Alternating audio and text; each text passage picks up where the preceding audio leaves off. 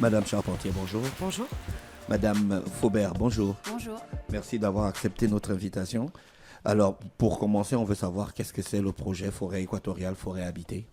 Alors c'est à la fois un projet de résidence artistique et créative avec des artistes venus du bassin du Congo. C'est une résidence qui va se passer ici à Libreville et qui aura pour objectif, après avoir passé 15 jours ensemble à créer des œuvres, de faire une exposition sur la thématique comment vivre en harmonie avec les forêts équatoriales et comment participer à leur préservation. Nous sommes actuellement en mission de préfiguration avec Hélène. Nous sommes venus à Libreville pour faire un appel à candidature pour cette résidence. Alors c'est une résidence qui est destinée aux arts visuels, donc ça comprend la photo, la vidéo, la peinture, la sculpture, mais ça peut aussi être de la performance slamée. On sait qu'ici il y a des grands slameurs et slameuses. Sur la sélection, petite précision quand même, on fait un appel très fort à la gente féminine artistique. Parce qu'on se rend compte qu'à chaque fois qu'il y a des événements, notamment en particulier dans le milieu des arts ici au Gabon et en Afrique en général, c'est quand même une majorité masculine et une minorité féminine.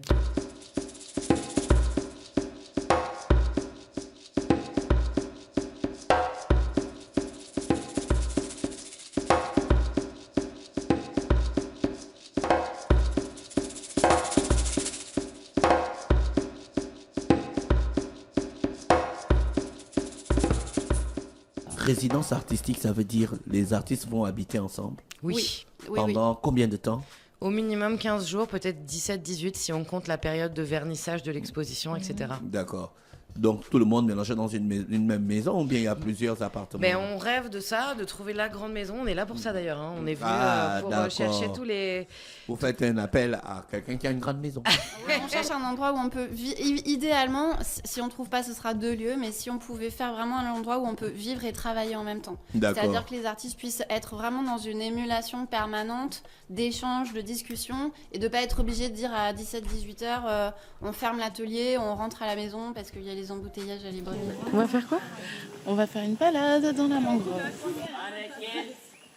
Les Gabonais se sont mis aussi. Je vais vous faire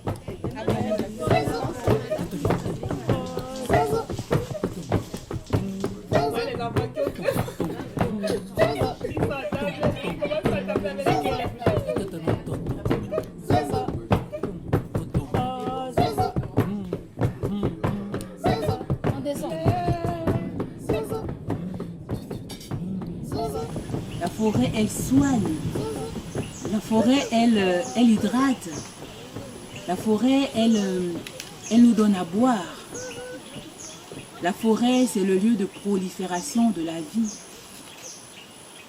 Mais est-ce que la femme n'est pas tout ça? Donc pour moi, c'est cette résidence forêt équatoriale, forêt habitée et résidence de femmes, c'était simplement connecter 2 univers. C'est comme 2 images en fait qui se regardent en ligne.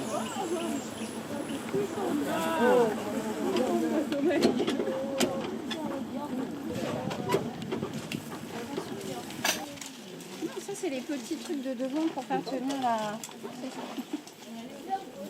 Ce qui nous intéresse dans le sujet, c'est de vivre en harmonie avec les forêts. Vivre en tant qu'être humain, donc forêt habitée, quoi. Et puis, quand je suis venue au Gabon, il y a presque 20 ans maintenant, ça a été une évidence pour moi de vivre en forêt, d'être en interaction avec elle. Et puis, parce que c'est quand même le 2e poumon de la planète. De la survie des forêts dépend la survie de toute la vie sur Terre, quasiment. Enfin, je veux dire, il y a l'eau en premier, puis après, quand même, la forêt. Donc, voilà, c'était une vraie préoccupation pour nous, les changements climatiques aujourd'hui et tous les problèmes qu'on voit dans le monde entier. Ça nous paraissait un sujet essentiel à défendre. Et on avait envie de faire quelque chose d'artistique et engagé. Ça saute tellement à l'œil que je ne vois pas comment ne pas en parler, comment ne pas être touché par la cause dont il est question aujourd'hui, parce que ça nous concerne tous. Encore plus nous-mêmes qui vivons dans le bassin du Congo et qui vivons vraiment avec ces nouvelles problématiques-là pour nous, parce que nous ne connaissions pas ça avant. Je suis voisine des sociétés qu'on appelle des pygmées, qui vivent essentiellement de ce milieu-là, de cette forêt, mais qui voient leur environnement détruit. Et ils perdent certaines réalités de leur, même de leurs croyances. Et ça, vraiment, c'est écœurant. Et des projets comme ceux-ci peuvent être une sonnette d'alarme pour nos sociétés qui sont censées défendre ces espaces-là. C'est un message de sensibilisation que nous, on estime pouvoir faire passer par le média artistique parce que c'est aussi un autre langage, ça s'adresse à plus de monde. Bien sûr. C'est moins moralisateur que de dire jetez vos ordures. L'idée, c'est vraiment d'être accessible au plus grand nombre et de ne pas faire une exposition d'art contemporain élitiste qui reste fermée sur elle-même. C'est de l'artivisme.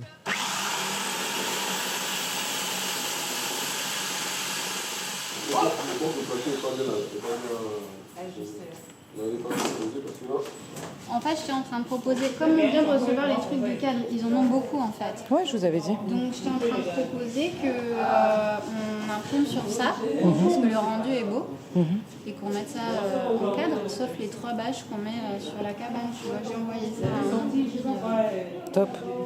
On a un autre volet à notre projet qui est un volet expertise et formation, qui est destiné aux personnes issues des milieux des expositions. Nous, on appelle ça des conférences formation parce que c'est quand même aussi l'idée d'être dans un débat. Et donc, selon les thématiques, on aura des invités aussi spécialistes du sujet. Le premier volet, ce sera sur la question des forêts, en lien avec un projet artistique. Le deuxième volet, ce sera donc plutôt sur la scénographie, l'éco-conception, comment choisir les matériaux. Est-ce qu'il vaut mieux reproduire 2 fois une œuvre à 2 endroits différents que la faire voyager en avion, voilà, un peu parler de toutes ces questions-là. Le troisième volet, ce sera sur la communication des projets, parce qu'on sait aussi que la question de la visibilité des projets de ces artistes, elle est très importante pour nous. Et le quatrième volet, c'est une sorte de synthèse de ces 3 journées. Lucille, qu'est-ce qu'on fait? On s'apprête juste à descendre au village de Kolassi, où on va rencontrer les hommes et surtout voir Pouyel. C'est ça? Bien vu. Pouyel, voilà. On va voir Pouyel. On nous disons de rester dans la voiture. Dans le bus.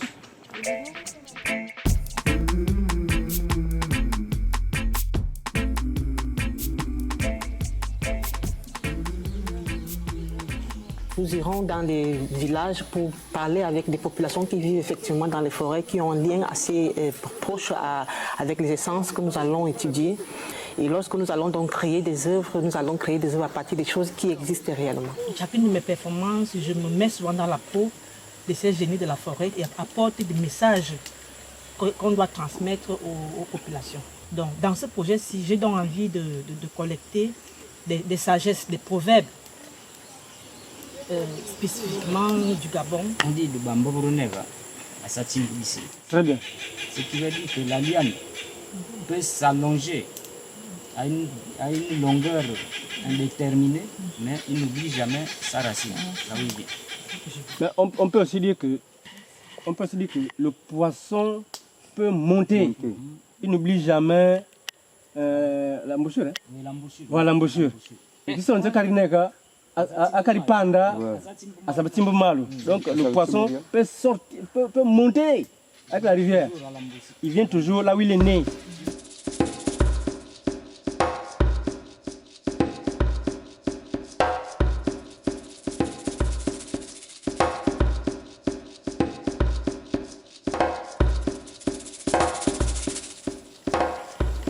Je souhaiterais en fait mettre en exergue le rite de purification. Et je suis très intéressée par cette idée de reconnexion en fait avec la nature. Je voudrais faire une installation dans l'optique d'interpeller et d'attirer l'attention des uns et des autres sur justement la beauté et surtout la richesse de la forêt. Et par rapport à ce projet-là, j'ai l'idée justement d'une performance autour d'un arbre. Cet arbre-là, ici, Poyel, qui m'intéresse. L'idée est vraiment de montrer comment la nature elle-même est habitée. Très bien. Donc moi je viens comme une calebasse vide pour être rempli de connaissances.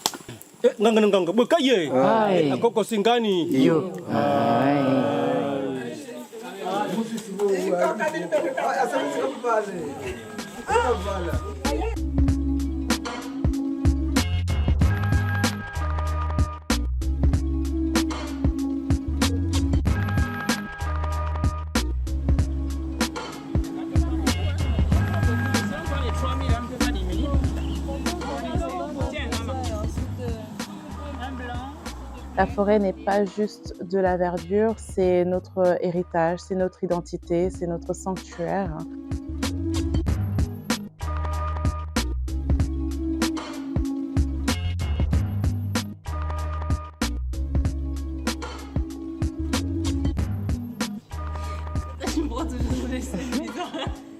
Comment avancent les activités de votre côté? Eh ben, ça va plutôt bien, on est en plein dedans. Donc en ce moment à Libreville, du côté d'Ovendo, il y a 8 artistes venus de tout le bassin du Congo qui sont en résidence de création pour créer des œuvres qui vont être exposées ensuite à l'Institut français du Gabon. Nous, on n'a pas pour objectif de les contraindre. Elles sont libres de créer ce qui les inspire sur le thème qu'on a proposé. Ça se passe bien? Les gens passe s'entendent bien? Super bien. Lucille, les gens s'entendent super bien? Super. Il y a la cohésion? Il y a la nature qui favorise la cohésion. Ça, je dirais que c'est particulier. Travailler en équipe apporte toujours quelque chose de très, très positif dans son travail parce que parfois on a l'impression que c'est notre préoccupation à nous seuls.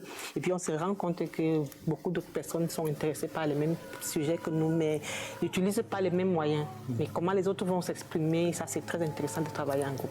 C'est une opportunité d'échanger avec d'autres artistes et ça c'est toujours important dans le CV. C'est important de créer des connexions parce que de connexion en connexion, on continue à tourner et les artistes savent combien c'est important de tourner. Or, c'est pas l'argent qui fait tourner, ce sont les connexions. C'est parce que X a rencontré Y, il a pensé à Z qui est sur le festival T.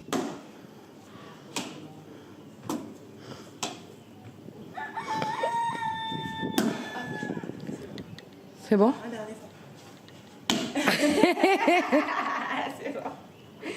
Qu'est-ce que t'as fait? Pourquoi tu la fouettes comme ça? Ça représente la souffrance de la nature. Moi, je sais pas, les gens vont me dire ce que c'est. Je sais pas.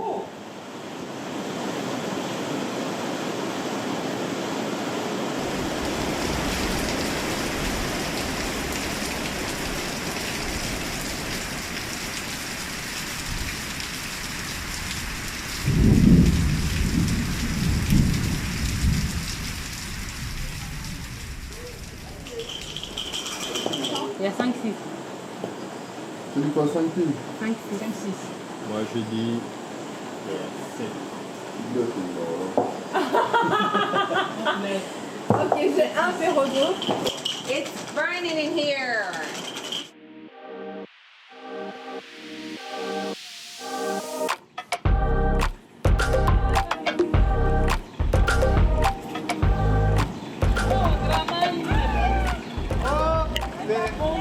Les villageoises.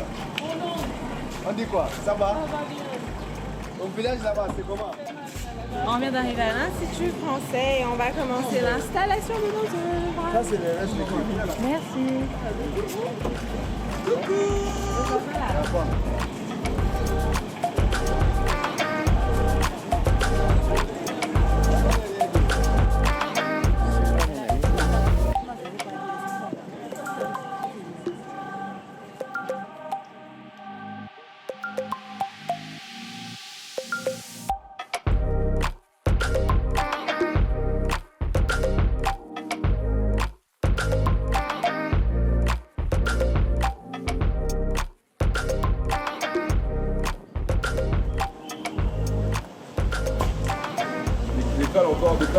Décale encore à droite. Décale.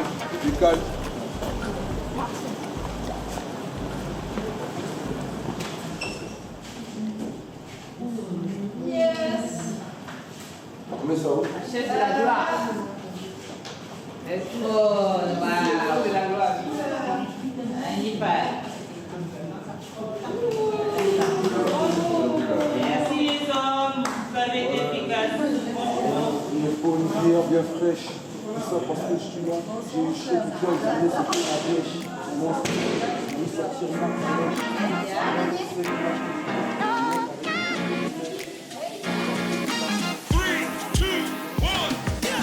Toutes les œuvres sont là. On a presque fini l'installation. Les photos sont arrivées. Les mots aussi. C'est le pied. Vous allez les coller où, les mots? Les mots sur les marches. Ça fera un poème aller-retour, recto verso, de haut en bas. Dosez.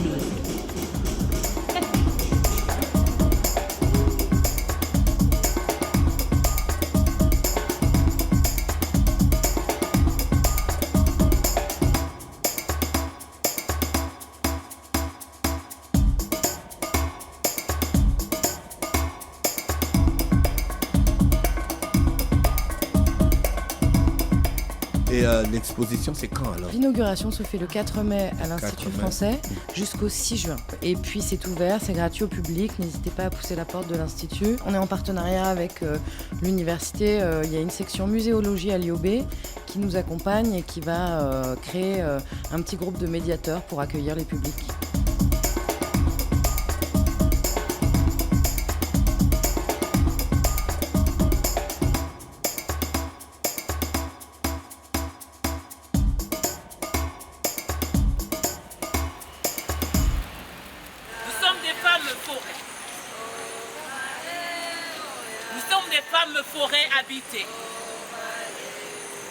Habilité à parler de notre sœur, de notre mère,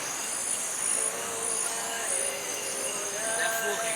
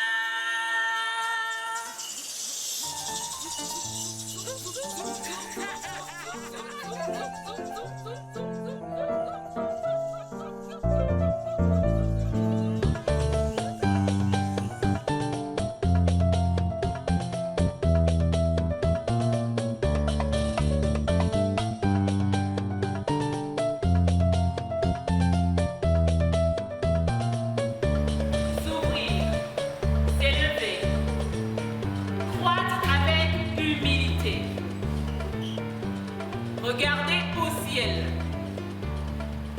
Croquer le soleil, embrasser la pluie. Pas regarder dans le vide. Vertige, danger. Surmonter la peur, essuyer sa sueur. Tendre la pince au suivant. L'aider à grandir. S'entourer de lianes, d'herbes et d'arbres